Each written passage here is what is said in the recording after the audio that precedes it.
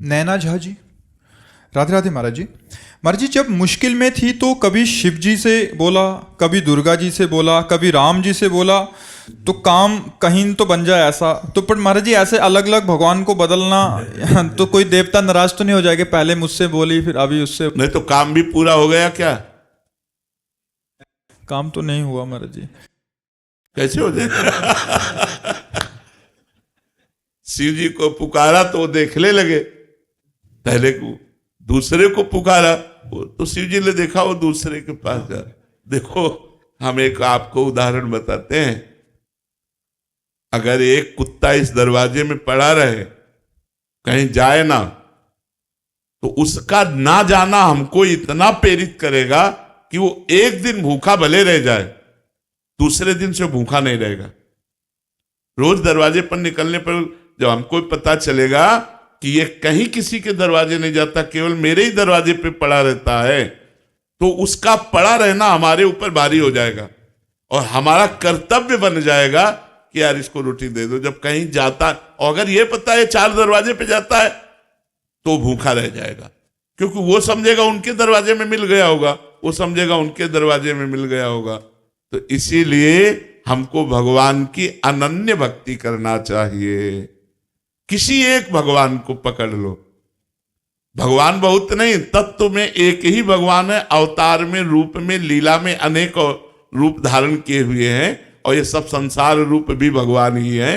तो हमें एक रूप भगवान का पकड़ना चाहिए कि जैसे गोस्वामी तुलसीदास जी कहते, बने तो रघुवर ते बने और बिगड़े तो भरपूर, तुलसी औरन ते बने ताबन वे पे धूर।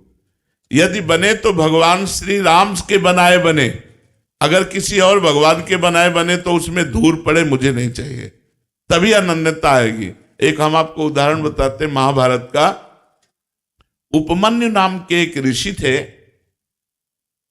उनके पिता, पहले ऋषि मुनि सब जंगल में वास करते थे, गृहस्थ होते हुए भी, तो वो कभी किसी से दान नहीं लेते थे। तो एक दिन उपमन्यु जी उस ऋषि के घर गए बालकों के साथ खेलते हुए, जिनके जजमान थे। तो वहां उनको सुंदर दूध पीने को मिला, जो कभी जीवन में नहीं मिला था, क्योंकि जंगली फल मूल से गुजारा करने वाले ऋषि थे। उपमन्यु जी ने अपनी मां को आके कहा, मुझे दूध दीजिए जैसा मैंने उनके घर में पिया। तो उनका, तुम्हारे पिता किसी जजमान का दान नहीं लेते, इसलिए हमारे पास न गाय है, न सुविधा है, न दूध दे सकते हम आपको। वो हट कर लिए। तो एक जंगली चावल होता है, उसको पीस करके उन्होंने पानी में पिलाया कि लो। तो उनका, नहीं ये दूध नहीं है।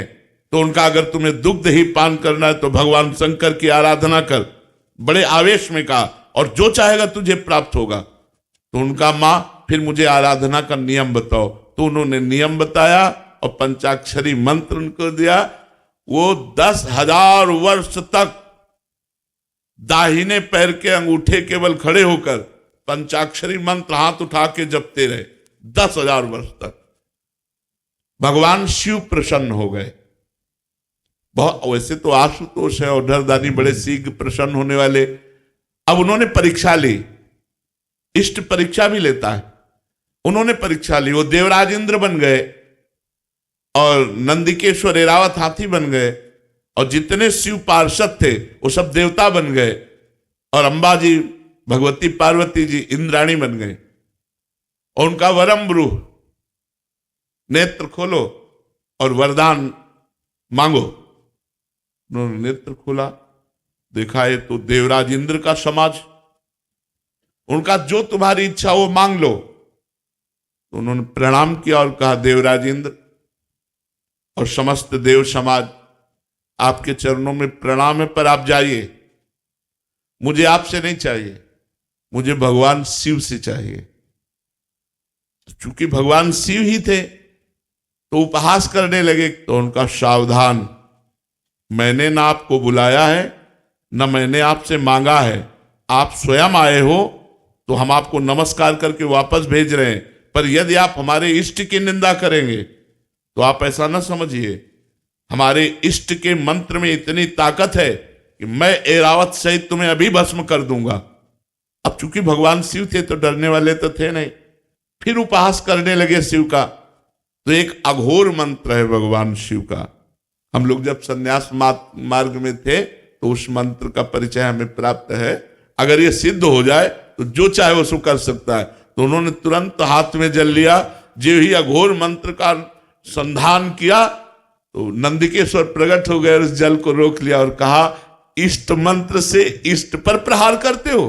तब देखा तो भगवान शंकर, पार्वती और समस्त पार्षदगण तो उनका त्राहिमाम शरणागत वत्सल भगवान शिव रक्षा करो। हमने तो देवराज इंद्र समझकर प्रहार किया। बोले नहीं वत्स, मैं तुम्हारी परीक्षा लेने आया था कि देखें तुम एक निष्ठ हो या केवल अपनी चाह पूर्ति करने वाले, जैसे आपने प्रश्न किया। अब बोलो क्या चाहते हो। तो उनका जो हमारी कामना थी उसकी पूर्ति होनी चाहिए। तो उनका क्षीर समुद्र से, जिसमें भगवान शयन करते हैं, उस क्षीर समुद्र से रोज तुम्हें दुग्ध आएगा। और अजरश्चैव अमरश्चैव, और जब तुम हमें याद करोगे मैं प्रकट हो जाऊंगा। तो अनन्य निष्ठा से ही वस्तु की प्राप्ति होती है। ये जो कि लक्ष्मी जी से बना तो बना, नहीं तो पार्वती जी से बना तो बना, फिर भद्रकाली से बना, कि कोई ना कोई तो सुन ही लेगा, कभी तो कोई नहीं सुनेगा। महाराज जी हमारी स्थिति ऐसी है कि जैसे आपसे राधा नाम सुना कि एक केवल राधा नाम जपिए और सारी बात बन जाएगी, तो राधा। कहीं हनुमान जी का सुना कि ये मतलब भूत प्रेत निकटना है, फिर शिव जी का सुना कि जल चढ़ाओ, तो ऐसा उसकी एक देखो तत्व एक है तो एक से ही काम बन जाएगा। जब तक एक में नहीं लगोगे तब तक आध्यात्मिक उन्नति नहीं होगी। आप ये पक्का समझ लीजिए। एक भरोसो, एक बल, एक आस विश्वास, एक राम घनश्याम हित, चातक तुलसीदास। एक जगह कहीं लग जाओ, एक जगह लग जाओ। अगर आप राधा राधा कहते हो तो सारे विघ्नों की शांति और समस्त कामनाओं की पूर्ति हो जाएगी। चुपचाप लगो।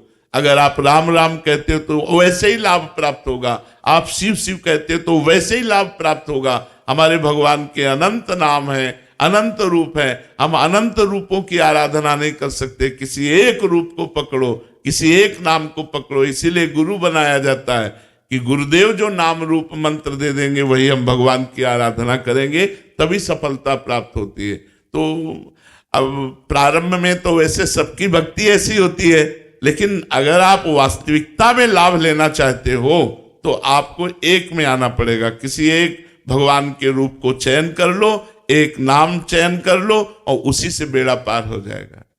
परी राजपूत जी भोपाल से। राधे राधे महाराज जी।